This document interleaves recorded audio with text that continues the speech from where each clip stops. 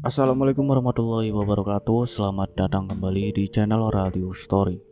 Masih bersama dengan saya, Mas Alan. Untuk kisah kali ini masih melanjutkan dari kisah yang sebelumnya, yaitu kisah yang berjudul Peruntungan Meregang Nyawa. Cerita ini ditulis oleh akun Facebook bernama Kamira Shakila dan Ina Asmalik. Bagi teman-teman yang ingin membaca langsung ceritanya, nanti silakan saja kunjungi linknya yang akan saya sertakan di kolom deskripsi. Sebelum kita masuk ke ceritanya, jangan lupa untuk like, comment, subscribe channel ini dan nyalakan juga lonceng notifikasinya agar tidak ketinggalan cerita-cerita dari channel ini. Dan seperti apa ceritanya? Mari kita dengarkan.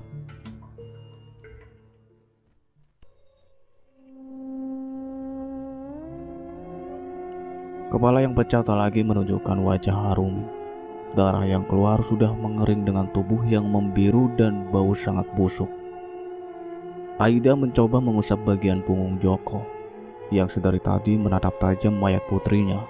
Ia tidak menangis, hanya saja tidak yakin kalau yang ada di depannya adalah mayat putrinya. "Ini benar Arumi?" tanyanya dengan suara parau, seakan dadanya terasa sesak untuk menerima kenyataan. "Saya menemukan ini," ujar salah satu warga yang membungkus tangannya dengan plastik sehingga ia bisa mencari barang bukti. Pakaian Arumi yang terbuka di atas villa membuat Abah Joko yakin kalau mayat itu adalah Arumi, karena ia masih ingat dengan pakaian yang dipakai Arumi terakhir kali. Gaun hitam bercorak bunga putih yang panjangnya menutupi lutut. "Iya, Bah. Itu bajunya si Arumi yang waktu itu dipakai sama dia," saut Aida. "Tidak, dia pasti bukan Harumi, putriku masih hidup," teriak Abah Joko yang tak bisa menerima kenyataan kalau mayat itu adalah Arumi putrinya. Aida memeluk suaminya yang menangis tergugu sampai suaranya serak. Sambil menunggu polisi datang untuk melakukan otopsi dan tes DNA, Abah Joko terus terpaku menatap Arumi lirih. "Apa yang terjadi padamu, Nak? Siapa yang melakukan ini?" rengek Abah Joko yang tiada henti mengeluarkan air matanya. Setelah pihak kepolisian datang, Arumi segera dievakuasi untuk melakukan pemeriksaan lebih lanjut. Abah Joko juga melakukan tes DNA untuk meyakinkan kalau mayat itu adalah Arumi. Arumi juga diotopsi dan divisum. Hasilnya menandakan kalau Arumi mendapatkan perundungan dan pemerkosaan. "Siapa yang melakukan itu?" geram Abah Joko yang tak meninggalkan bulir bening hangat itu terus menetes dari matanya, sehingga membasahi pipinya. "Saya bersumpah, saya akan membunuh siapapun pelaku yang sudah membuat anak saya menjadi seperti ini," rutuk Abah Joko. Ia terus memeluk mayat Arumi yang sudah dibersihkan dan ditutupi kain putih. Mayat Arumi segera dibawa pulang untuk disemayamkan agar ia bisa tenang. Aida ikut merada pilu. Ia merasa bersalah kala itu pernah melakukan kekerasan terhadap Arumi. Abah mendongak. Pandangannya nanar menatap Arumi. Ia beralih menatap Aida, lalu kembali menatap Arumi. Ingin kembali mendengar suara samar yang baru saja didengarnya. "Arumi, itu kamu, Nak?" ujarnya berusaha menyentuh tubuh Arumi. "Bah, Abah ngapain?" "Arumi, Bu. Dia minta tolong. Dia kesakitan." "Abah, sadar. Arumi sudah tiada. Dia gak minta tolong, Bah." "Tapi, Bu, sudah, jangan terlalu banyak pikiran, Bah. Bah, saya tahu Abah kehilangan, tapi jangan seperti ini." Abah lalu diam tertunduk. Tangisnya terasa sangat pilu. Bak disayat sembilu perasaannya. Hancur dan lara menghimpit dadanya. Abah menatap sendu tubuh Arumi yang sudah dibungkus kain kafan. Meski seluruh tubuhnya kembali basah oleh tetesan darah yang kembali basah. Suasana terlihat mendung. Warga yang membantu pemakaman Arumi pun tergesa. Suara guntur bertambah, sautan petir itu makin terdengar nyaring. Semua orang kebingungan. Suasana yang tadinya terang berubah menjadi seakan mencekam. Langit dan awan berubah menghitam, seolah turut bertuku akan kematian Arumi. "Pak, cepat!" titah Pak Kasno pada Pak Karmin yang masih berusaha menutup liang kuburnya. "Iya, Pak." "Aneh ya, kenapa suasananya berubah? Kok seakan-akan suasananya jadi menyeramkan ya?" tutur Bu Dewi. "Iya ya, apa penyebab kematian Arumi sebenarnya? Kenapa dia ditemukan setelah membusuk?"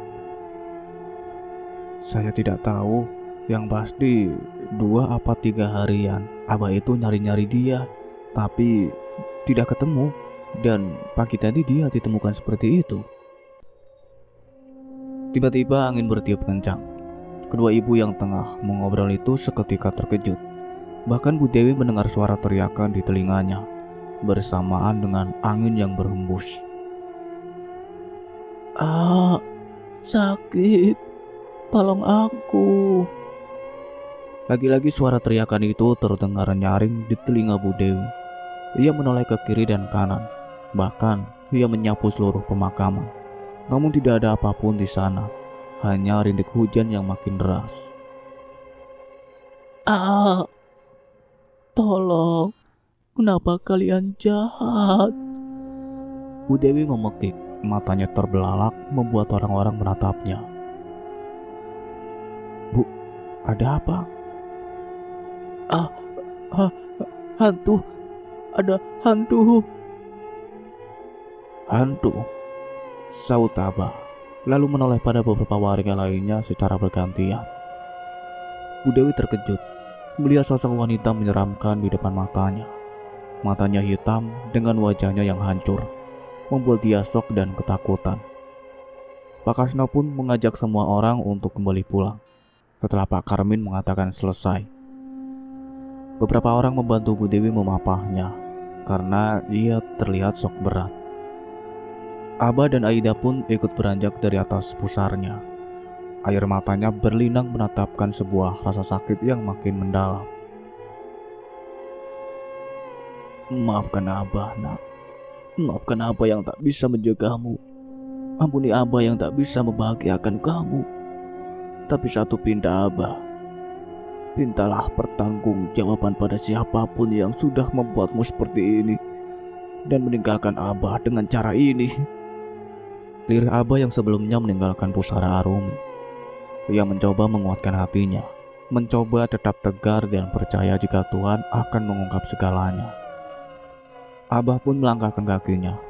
Seiring air hujan yang ikut terjatuh membasahi bumi dan segala isinya. Namun tidak ada yang tahu. Setelah kepergian mereka, terlihat bayangan yang tengah menatap datar tanah yang basah dan merah diguyur air hujan. "Kita akan sama-sama membalasnya."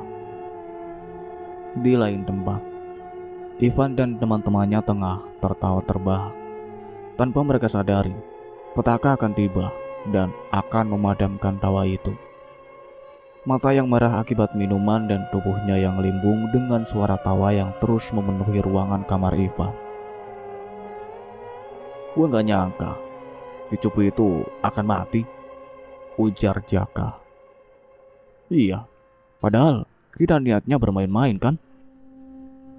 Gua masih ngerasain nikmatnya tubuh Arumi, cuy." Alan ikut menimbali. "Iya, tapi apa kematiannya tidak akan ada yang tahu atau mencari tahu? Tidak mungkin jika keluarganya diam saja kan?" Ivan seakan gelisah. Ia berkata seolah ada yang menggelitik di hatinya. Rasa khawatir dan takut bercampur menjadi satu. Ia takut warga akan mengetahui perbuatannya. Jika semua orang tahu bagaimana nasib ayahnya, apakah mereka akan menguncing atau bahkan mencelanya? Dan akan dibawa kemana rasa malu keluarganya? "Evan, kenapa dengan muka kau?" "Gua khawatir, bro. Gimana kalau mereka tahu bagaimana dengan nasib orang tua gua?" ujarnya dengan cemas. Ketiga temannya saling pandang. sedikit membenarkan apa yang dikhawatirkan Ivan, jika saja orang tua mereka sampai mengetahuinya. Sudahlah Van, kenapa lu jadi murung? Semua akan baik-baik saja, percaya sama gua. Jaka mengusap bau Ivan, berusaha menenangkan pikirannya. Ivan pun tersenyum. Apa yang dikatakan Jaka sedikit membuat lega perasaannya. Setelah selesai, akhirnya Ivan dan yang lainnya berpamitan untuk pulang. Ia diantar Alan seperti biasanya. Tak lama di persimpangan menuju rumahnya, Ivan berpapasan dengan ayahnya dan Abah Joko. Seketika ingatannya kembali pada Arumi yang ia gagai dengan teriakan meminta tolong. "Ah, tidak!" teriak Ivan yang langsung membuat Alan berhenti. "Kenapa lu, Van?" Juragan dan Abah Joko berpaling menatapnya.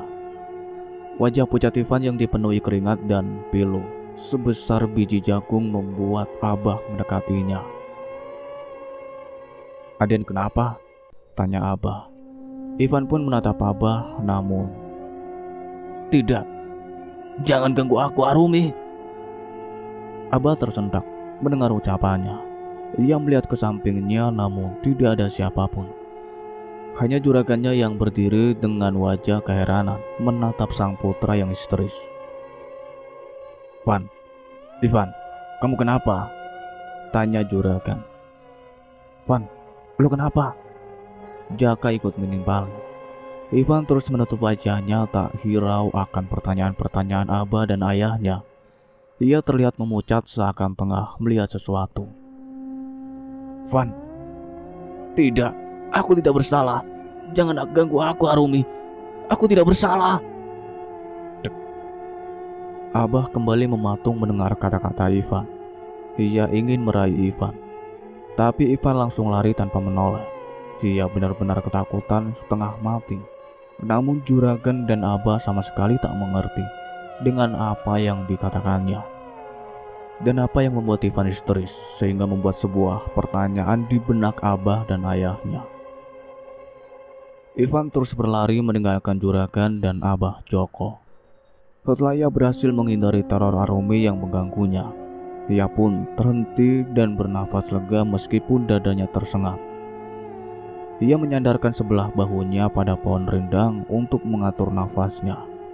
Peluhnya bercucuran dan ia menyeka peluh di dahinya.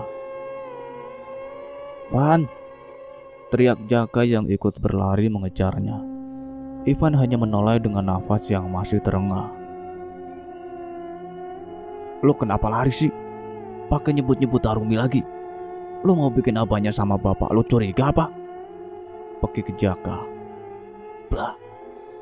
Ivan menjatuhkan diri di bawah pohon asam yang menjulang tinggi. "Tapi gue serius dengar suara Arumi dan lihat dia di sana tadi, Jak," ujar Ivan gelisah. "Iya, tapi lu jaga sikap. Kalau pada curiga sama kita gimana?" sungut Jaka. Ivan hanya diam dan menundukkan kepalanya, meraup kasar wajahnya, dan saat Ivan kembali melihat ke arah Jaka, ia melihat sosok makhluk menyeramkan tepat berdiri di belakang Jaka. "Ah, di belakang lu, Jak!" teriak Ivan yang kemudian beringsut bangun dan kembali berlari. Jaka tertegun dan seakan tubuhnya kaku, menoleh perlahan karena ia juga mencium bau aroma tak sedap begitu menyengat di hidungnya. Saat ia menoleh, tubuhnya langsung tersungkur karena berasa ada yang menendangnya. "Pak, Arumi, maafkan saya Arumi, saya..." Sosok Arumi langsung mencekik Jaka dan merenggut kepala Jaka dan membenturkan kepala Jaka berkali-kali ke sebuah tanah. Ampuni saya Arumi," rengek Jaka yang berusaha melarikan diri. "Ingat, kalian tidak akan pernah bisa lari. Kalian yang ingin bersenang-senang denganku, bukan?" Suara parau Arumi menusuk jantung Jaka yang membuat Jaka berontak dan langsung melarikan diri. Darah yang bercucuran itu keluar dari dahinya yang berdarah karena terbentur jalan oleh Arumi. Ia terus berlari melarikan diri. Abah Joko masih tertegun mendengar apa yang dikatakan Ivan tadi. Melihat gelagat Ivan seakan ketakutan saat melihatnya seperti ia melihat Arumi ada di dekatnya. Apa Ivan ada hubungannya dengan kematian Arumi? Gumam Abah Joko. Abah, teriak Aida yang membawa rantang makanan untuk memberikan bekal makan siang untuk Abah Joko. Abah makan dulu ya, tadi pagi nggak sarapan kan? Jangan terus larut bersedia mikirin Arumi, bah. Nanti kalau Abah yang sakit gimana? Ujar Aida sembari membuka rantang makanan untuk menyiapkan makanan untuk suaminya. Tatapan Joko masih terlihat kosong. Pikirannya penuh karena penasaran dengan kematian putrinya yang begitu mengenaskan. Siapa yang berani merundung dan memperkosa Arumi sampai ia meninggal seperti itu ya, Bu? Tanya Joko dengan pandangan yang menatap rerumputan ilalang di hadapannya. Tapi pikirannya entah kemana. Sudahlah, Bah. Itu kan cuma hasil visum dari pihak rumah sakit saja. Siapa tahu salah, saut Aida. Tidak mungkin salah, Bu. Hasil otopsi dan visum tidak akan salah. Terus, tadi saya mendengar Ivan berteriak minta ampun pada Arumi seperti ketakutan, kata Abah Joko. Tidak mungkin juga Ivan yang melakukan itu, Bah, saut Aida. Saya sangat setuju sekali kalau Arumi bangkit membalaskan dendamnya pada siapapun yang membuat dia kehilangan nyawanya dengan tidak wajar. Tiba-tiba suara Guntur bergemuruh seakan pertanda setuju dengan apa yang dikatakan Abah Joko, bahwa Arumi harus membalaskan semua perbuatan keji orang yang merundungnya. Aida bergidik ngeri, tenguknya meremang. Langit yang sedari tadi cerah kini berganti dengan kabut yang begitu sangat gelap. Abah di sini dulu ya. Kasih habis makanannya. Saya mau angkat pakan yang dijemur. Nanti kehujanan. Sepertinya mau datang hujan, kata Aida yang langsung pergi ke rumah untuk mengangkat jemurannya karena Nek Lia sedang ada di ladang. Di jalan setapak, Aida menelusuri jalan sambil mengusap kedua bahunya yang terasa sangat dingin karena semilir angin menembus pori-pori kulitnya. Tiba-tiba gerimis datang. Aida langsung berlari kecil karena gerimis sudah datang. Ah! Rintih Aida karena tersandung akar pohon yang sedikit timbul. Ibu, suara parau terdengar sehingga Aida menoleh ke sana kemari mencari asal suara. Ia segera berdiri membersihkan baju daster panjangnya itu dan kembali berlari kecil. Sekilas Aida melihat bayangan putih melewatinya sehingga langkah Aida terhenti. Tiba-tiba suara tangisan itu jelas terdengar membuat tenguk Aida meremang. Asal suara itu dari atas pohon yang membuat Aida menongakkan kepalanya ke atas dengan hati-hati. Ah! Aida dikejutkan dengan penampakan sosok perempuan berbaju hitam, berbunga seperti yang Arumi kenakan sebelum ia meninggal dunia. Kulitnya lembab, berdarah, dan banyak sayatan serta wajah yang hancur membuat Aida ketakutan. Arumi, kaukah itu? Tanya Aida sambil melangkah mundur. Sakit, Bu. Tolong. Rengek Arumi yang membuat nafas Aida terasa sesak. Lebih lagi saat Arumi menatapnya dengan tatapan tajam dan penuh kebencian. Ah! Aida ketakutan dan berlari melarikan diri. Tidak, kau mati bukan karena aku. Kau mati bukan karena aku, teriak Aida sambil berlari. Ia juga mempunyai rasa bersalah karena semasa hidupnya Arumi, ia selalu memukuli dan mencelakai Arumi karena ia membencinya. Tapi Aida menepis kalau Arumi meninggal bukanlah karena ulahnya. Arumi menangis di atas balkon villa, tempat di mana ia dirundung. Arumi terus menangis karena merasa sedih sebab tak bisa lagi kembali pulang bersama abahnya. Bah, Arumi pengen pulang. Rengek Arumi menangis terkuku di atas balkon. balaskan dendammu, nak. Saya akan membantumu. Suara paruh sosok nenek penghuni villa itu berkata pada Arumi. Sosok penghuni villa yang sudah puluhan tahun menempati villa kosong itu akan membantu Arumi membalaskan dendamnya. Malam itu juga Alif dan Alan sedang melintasi jalan villa. Tak ada jalan lain selain melewati villa itu sehingga mereka terpaksa harus melewatinya. Gua takut, Liv.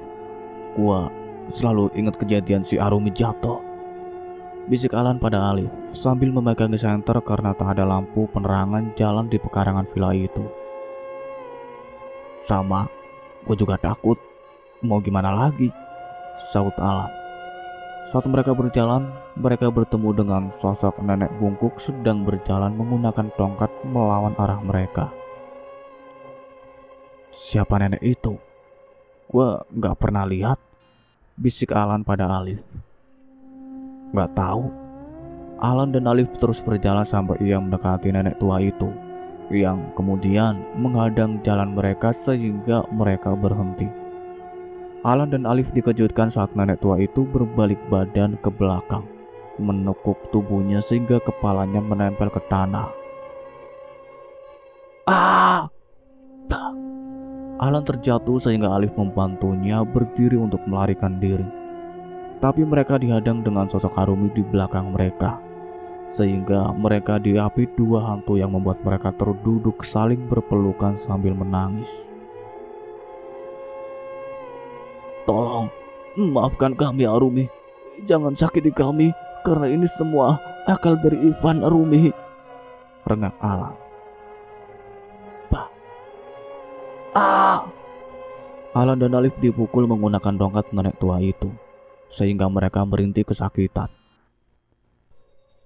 Kalian semua harus mati, pakik Arumi yang melayang dan kemudian menendang wajah mereka, sampai keduanya saling mengadu kepala terbentur dan berdarah.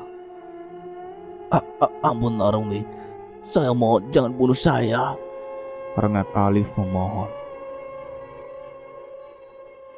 Alif, Alan. Kedua pria itu menongak. Terlihat Pak Nanang berdiri membawa sebuah petromak dan satu buah kayu di tangannya.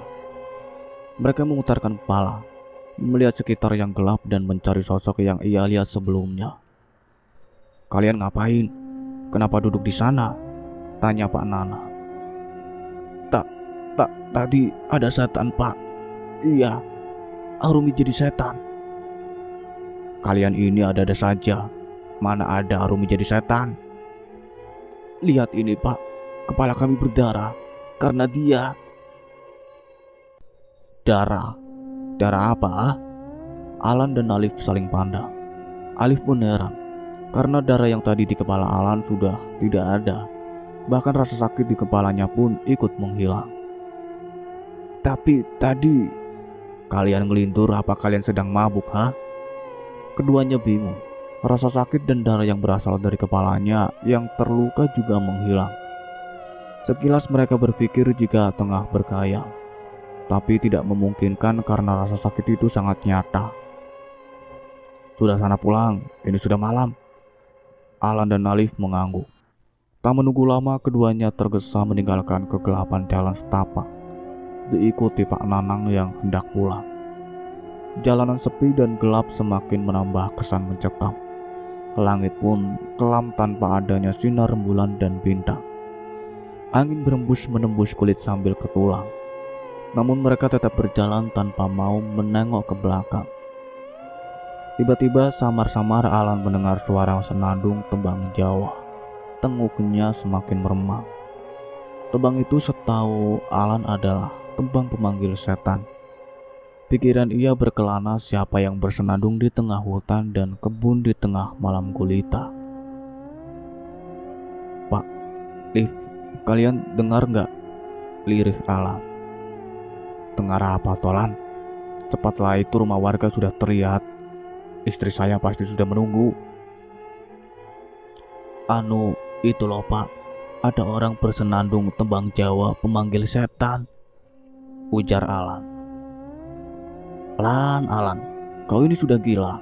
Mana ada yang bersenandung, dari tadi kita berdua gak mendengar apapun, sahut Pak Nanang dengan kesal. Makanya kalian kalau tidak bisa minum itu jangan bergaya, jadi gak waras kan otakmu itu, sambungnya lalu mendahului Alan meninggalkan keduanya.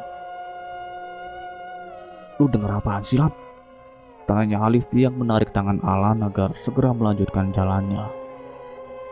Tembang Jawa, Alif. Jelas banget lo itu, masa lo gak denger? Sungut Alan. Alan mendelik mencari kemana asal suara itu berada. Ah! Alan berteriak kalau ia melihat sosok hantu berbaju putih sedang bersenandung di atas pohon, bergelantungan dengan wajah yang menyeringai.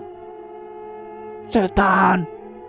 Teriak Alan sambil menarik tangan Alif dan mendahului Pak Nanang yang sudah berjalan lebih dulu. Pak Nanang sampai berputar dibuat kedua anak itu sedang berlari pondang-panding ke sana kemari. Wedus, bikin sawan wong tua saja. Kerutu Pak Nanang yang mempertahankan lampu petromak yang sedikit jatuh ditabrak Alan dan Alif. Tiba-tiba isak tangis terdengar samar dari kamar Arumi, membuat Abah Joko yang sedang mengaji menghentikan lantunan ayat suci. Dia menajamkan pendengaran untuk memastikan kalau asal suara orang menangis memang dari kamar Arumi. Abah, sakit bah, rintis suara Arumi terdengar. Abah Joko berjalan menuju kamar Arumi. Dia segera membuka pintu dan melihat kamar putrinya nampak kosong. Ia melangkah maju melihat sekeliling kamar putrinya yang terlihat rapi. Meskipun mental Arumi mempunyai keterbatasan, Arumi adalah orang yang rajin. Ia tak membiarkan kamarnya berserakan sehingga kamarnya selalu saja rapi dan wangi. Bahkan setelah Arumi sudah tiada, aroma harum di kamarnya rasanya tidak pernah hilang. Abah Joko melihat buku kecil yang ada di atas nakas sebelah kasur Arumi. Abah Joko segera meraihnya dan membuka buku kecil itu. Arumi sudah pandai menulis karena ia selalu belajar dengan Aisyah temannya. Kata-kata Arumi selalu membuat haru Abah Joko setiap ia membaca setiap bait tulisan Arumi. Ibu Arumi rindu, Ibu Arumi sedih, Ibu Aida galak, dia jahat. Ibu Arumi punya sahabat namanya Aisyah, Wati, Kia, dan Dika. Ibu Arumi takut sama Ivan, Alan, Jaka, dan Alif. Dek. Tulisan yang Arumi buat adalah curhatan hatinya untuk sang ibu. Surat kecil untuk ibu itu dia tulis untuk mengutarakan perasaannya. Abah Joko melihat kembali tulisan Arumi yang ia takuti pada Ivan dan teman-temannya. Apakah Ivan ini ada hubungannya dengan kematian Arumi? Gumam Abah Joko. Ia ingat beberapa hari yang lalu saat Arumi tidak sampai mengantar bekal untuknya. Kakinya berdarah dan pergelangan tangannya sampai patah. Dan Ibu Irma bilang kalau Ivan dan temannya adalah pelakunya. Pagi tadi ia melihat Ivan seperti orang yang ketakutan saat melihat dirinya, dan selalu berteriak menyebut nama Arumi dan terus meminta ampun. Nak, ungkaplah semuanya. Mintalah balas atas semua perbuatan keji yang membuatmu menjadi seperti itu, pekik Abah Joko. Guntur bergemuruh bersambutan dengan sebuah kilat. Meskipun tak hujan, angin bertanda akan hadir cuaca buruk. Abah Joko langsung menyimpan buku Arumi kembali di atas nakas dan keluar dari kamar Arumi. Abah, dari mana? Tanya Aida sambil membawakan gorengan ubi untuk Abah Joko.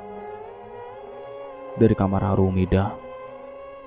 Tuh, kopi di meja, aku habis goreng ubi. Ayo makan sama-sama. Ajak Aida tanpa disaut oleh Abah Joko. Ia hanya mengekori istrinya menuju meja ruang tamu. Di kamar Ivan, semua temannya berkumpul sambil meminum sebuah vin dan memakan cemilan lainnya. Kalian pada diganggu sama si Arumi gak sih? Tanya Alan. Iya, gue dibikin heboh sama Alan tadi. Gue sama dia dibenturin di aspal, jangan sampai berdarah. Tapi pas kita mau buktiin sama Pak Nanang, darah sama sakitnya hilang, timbal Alif. Iya, mana kita dibilang mabok lagi, rutuk Alan. Iya sama, tuh si Ivan teriak histeris katanya lihat si Arumi. Mana teriakannya di depan abahnya lagi. Gua juga sama sih lihat juga. Arumi kok serem banget ya, ujar Jaka. Ivan masih tertegun dan hatinya gelisah. Bagaimana jika seumur hidupnya terus digentayangi oleh Arumi? Cukup sekian ceritanya sampai di sini, nantikan kelanjutan ceritanya. Saya akhiri, wassalamualaikum warahmatullahi wabarakatuh.